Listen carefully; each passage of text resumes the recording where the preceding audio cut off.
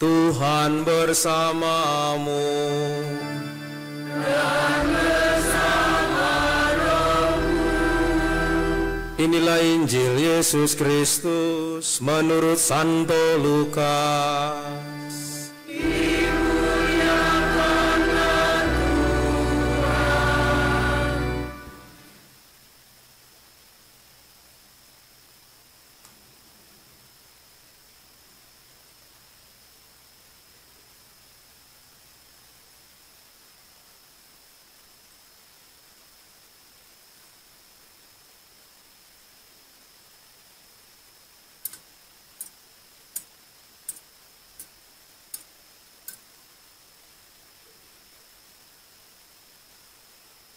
Beberapa waktu sesudah kedatangan malaikat Gabriel, berangkatlah Maria bergegas menuju sebuah kota di pegunungan Yehuda.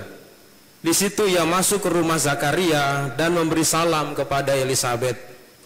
Ketika Elisabet mendengar salam Maria, melonjaklah anak yang di dalam rahimnya. Dan Elisabet pun penuh dengan Roh Kudus, lalu berseru dengan suara nyaring, "Diberkatilah engkau di antara semua perempuan, dan diberkatilah buah rahimmu. Siapakah aku ini sampai ibu Tuhanku datang mengunjungi aku? Sebab sesungguhnya ketika salammu sampai ke telingaku, anak yang ada dalam rahimku melonjak kegirangan. Berbahagialah ia yang percaya, sebab firman Tuhan yang dikatakan kepadanya akan terlaksana." Lalu kata Maria, "Jiwaku memuliakan Tuhan, dan hatiku bergembira karena Allah juru selamatku, sebab ia telah memperhatikan kerendahan hambanya. Sesungguhnya mulai sekarang segala keturunan akan menyebut aku berbahagia, karena yang Maha Kuasa telah melakukan perbuatan-perbuatan besar kepadaku, dan kuduslah namanya. Rahmatnya turun-temurun atas orang yang takut akan dia. Ia memperlihatkan kuasanya dengan perbuatan tangannya, dan mencerai-beraikan orang yang congkak hatinya. Ia menurunkan orang-orang yang berkuasa dari tahtanya, dan meninggikan orang yang rendah. Ia melimpahkan segala yang baik kepada orang yang lapar, dan menyuruh orang yang kaya pergi dengan tangan hampa. Ia menolong Israel hambanya, karena ia mengingat rahmatnya, seperti yang dijanjikannya kepada nenek moyang kita, kepada Abraham dan keturunannya untuk selama-lamanya." Kira-kira 3 bulan lamanya Maria tinggal bersama dengan Elisabet, lalu pulang ke rumahnya. Berbahagialah orang yang mendengarkan sabda Tuhan dan tekun melaksanakannya.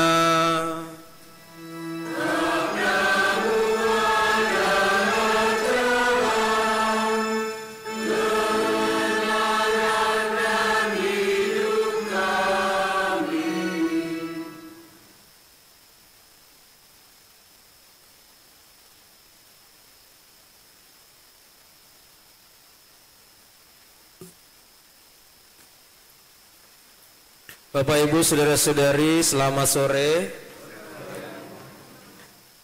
Merdeka sekali lagi. Saudara-saudari, banyak di kita yang seringkali dalam 17-an ikut lomba, dan hadiahnya tidak seberapa, tapi perlombaannya juga seru. Dan saya yakin saudara-saudari sudah melakukan banyak perlombaan di RT dan RW. Saudara, berkaitan dengan 17 Agustus kemerdekaan, juga hari ini adalah hari raya Maria diangkat ke surga. Satu peristiwa yang sangat baik dalam hari ini yang kita rayakan.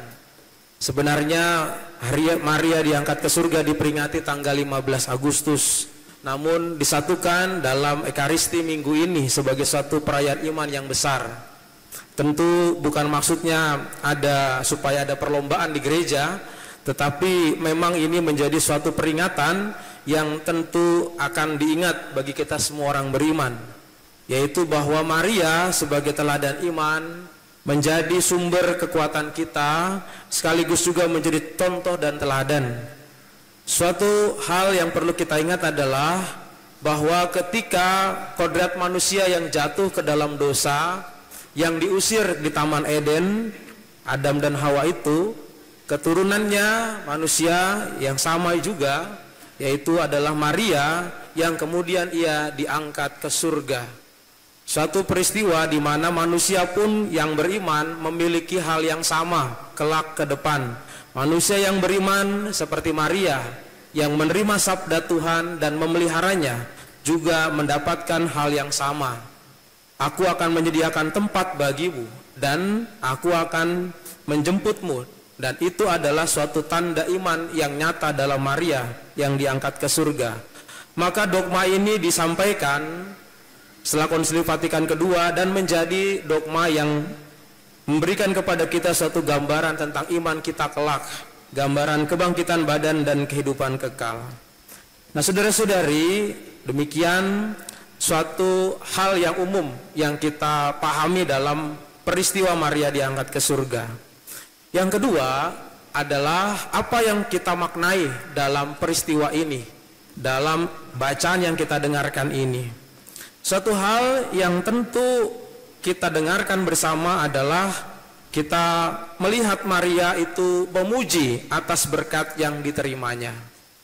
Biasa kalau orang Katolik mendapatkan hal yang memberikan kepada dia kesenangan, kegembiraan, dia akan mengatakan puji Tuhan. Kalau misalnya ada hal yang mengecewakan atau yang mengagetkan, pasti akan mengatakan astaga. Lalu tentu saja kata-kata ini hal yang sama diucapkan oleh Maria dengan sebuah nyanyian yang namanya Kidung Magnificat, pujian kepada Tuhan. Pujian atas apa? Atas berkat dia diberi kepercayaan, yaitu menerima sabda, sang sabda yang menjadi manusia dan memeliharanya dalam kandungannya itu. Saudara-saudari, ini bukanlah sesuatu hal yang mudah untuk dilihat. Berkat Tuhan itu kadang-kadang tersembunyi, dan rahmat Tuhan itu kadang-kadang itu harus ditemukan lewat jalur yang tidak mudah. Kalau buah durian, orang yang tahu, dia akan melihat buah durian tidak dari kulitnya. Dia akan membeli buah durian itu dengan harga yang mahal, bukan karena kulitnya yang tajam-tajam dan berduri itu. Mungkin orang yang tidak tahu melihat buah durian, maka akan mengatakan mengapa buah durian itu mahal sekali. Orang tajam-tajam berduri seperti itu, karena tidak tahu di dalamnya ada sesuatu yang manis dan enak sekali. Buah durian tentu ketika kita melihat buahnya yang berduri, dan tentu kita juga takut untuk memegangnya. Tetapi ketika dibuka, orang tergiur untuk mendapatkan isinya. Berkat itu kadang-kadang seperti itu, sesuatu yang tersembunyi yang harus dibuka, dibedah, dan akhirnya bisa kelihatan. Maria itu memiliki hal yang sama. Saudara-saudari, peristiwa Maria yang kita dengarkan pada hari ini bukanlah suatu peristiwa yang mudah ditebak. Karena Maria dengan Elizabeth, dua-duanya diberikan suatu hal yang dikatakan berkat tersembunyi. Maria diberikan berkat yang tersembunyi, yaitu dia disampaikan oleh malaikat akan mengandung dari Roh Kudus. Elizabeth juga sama, diberikan kabar bahwa dia akan juga mengandung di usia tuanya. Suatu hal yang kadang-kadang sulit diterima. Kenapa? Karena Maria, dia mengandung tanpa suami. Tentu hal itu membuat dirinya khawatir akan orang-orang di sekitarnya, akan adat istiadatnya yang memberikan hukuman. Begitu juga Elizabeth, di usia tuanya dia akan mengandung, dan tentu hal-hal ini tidak mudah dipercaya. Maka Zakaria, suaminya, tidak percaya begitu saja, bahkan tertawa. Saudara-saudari, berkat yang sulit untuk bisa diterbak, berkat yang sulit untuk bisa dilihat. Tetapi akhirnya Maria membukanya, membedahnya, menerima hal itu, membuat dirinya itu akhirnya menerima sabda dan memeliharanya. Maka dia tidak menolaknya. Lain dengan Zakaria yang tertawa dan juga akhirnya meragukan hal itu. maka berkat yang tadinya menjadi suatu kegembiraan malah menjadi suatu hal yang membuat Zakaria tidak bisa berbicara. Saudara-saudari, Allah memberikan berkat kepada Maria dan Elizabeth dengan cara yang unik. Kita pun juga mendapatkan hal yang sama. Berkat tidak sekedar bahwa kita akhirnya mendapatkan tiba-tiba suatu rezeki yang begitu saja datang, suatu berkat yang datang di depan mata kita, tetapi orang harus membongkarnya. Dari peristiwa yang mengatakan astaga. Astaga itu artinya adalah peristiwa-peristiwa yang mungkin tidak bisa kita pahami, peristiwa-peristiwa yang mengecewakan, peristiwa-peristiwa yang membuat kita juga akhirnya meragukan dalam iman. Astaga.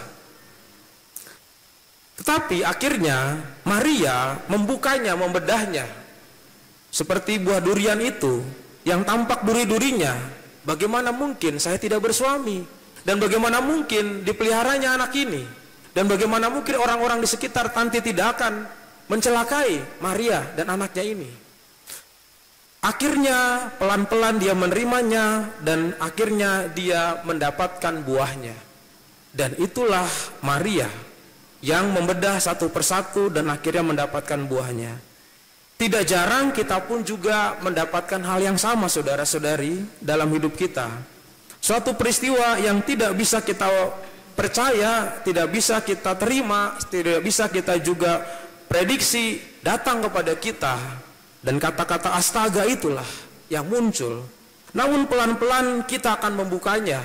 Ketika kita seperti Maria yang setia membukanya, menerima sabda itu, memeliharanya dengan segala macam tantangannya, akhirnya puji Tuhan. Itu kata yang bagian akhir muncul. Dari astaga menuju pada puji Tuhan. Itulah kidung Magnificat yang diungkapkan. Awalnya Maria juga tak percaya. Astaga. Lalu kemudian ketika dia mengunjungi Elizabeth saudaranya, dia mengungkapkan puji Tuhan, pujian kepada Allah karena dia telah memberikan kepercayaan yang begitu besar. Maka bagaimana kita seorang manusia yang menghadapi semua peristiwa yang bukan puji Tuhan saja yang kita dapatkan.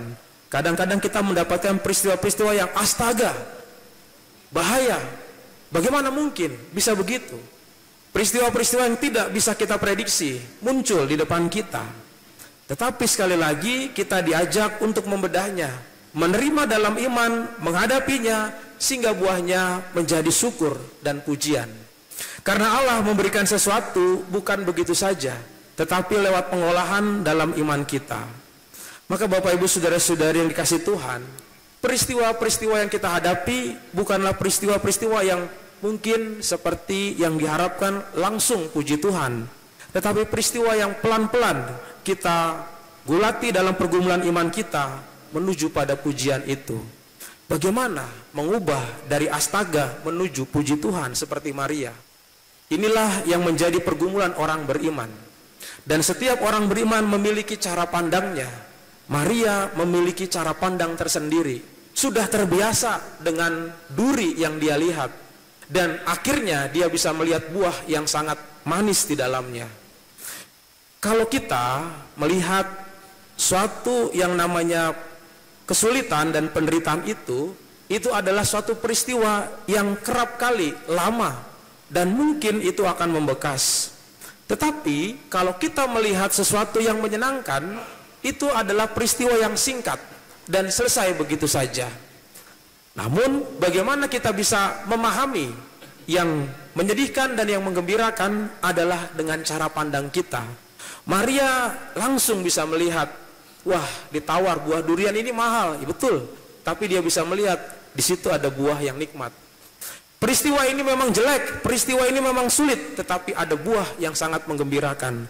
Itu terjadi ketika orang sudah pandai memilih, mengetahui peristiwa-peristiwa hidup. Peristiwa-peristiwa hidup yang dipandang dalam kacamata iman. Itulah Maria yang tidak melihat lagi durinya, tapi langsung melihat buahnya. Maka betapapun durinya itu tajam, dibelinya dengan harga mahal dan dinikmati hasilnya.